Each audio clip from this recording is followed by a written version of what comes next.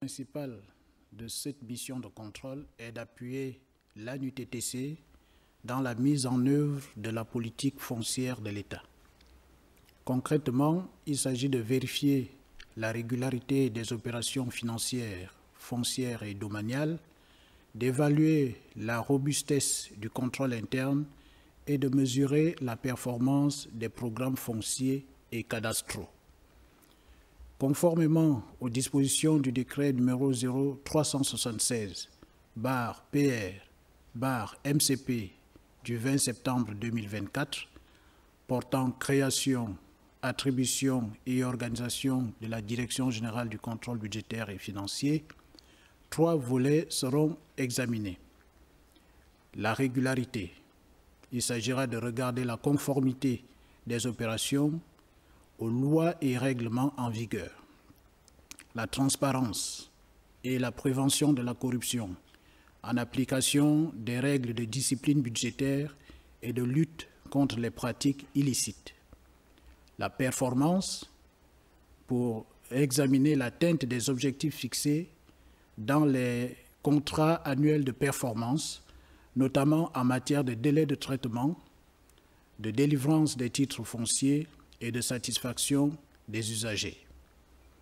Ce contrôle prépare directement le contrat annuel de performance 2026 de l'agence.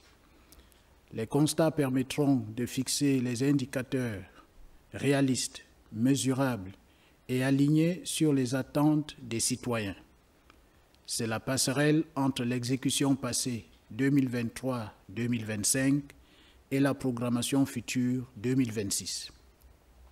Par ailleurs, les usagers qui sont des contribuables et des citoyens sont au cœur du dispositif de la réforme budgétaire impulsée par la CEMAC. La loi numéro 021/2014 consacre leur droit à l'information et à la participation au processus d'évaluation des politiques publiques. Le questionnaire de satisfaction est à ce titre un outil de redevabilité citoyenne. L'enquête cible les usagers de l'ANUTTC. Leur participation est essentielle pour identifier les points à améliorer, notamment les délais de traitement, la transparence, la qualité du service fait et la qualité du service rendu aux usagers. Leur voix est donc un levier concret pour améliorer la gouvernance foncière et renforcer la confiance entre l'État et les citoyens. La Direction générale du contrôle budgétaire et financier garantit la confidentialité absolue de cette enquête. Les réponses sont anonymisées et agrégées. Aucune donnée nominative ne sera publiée.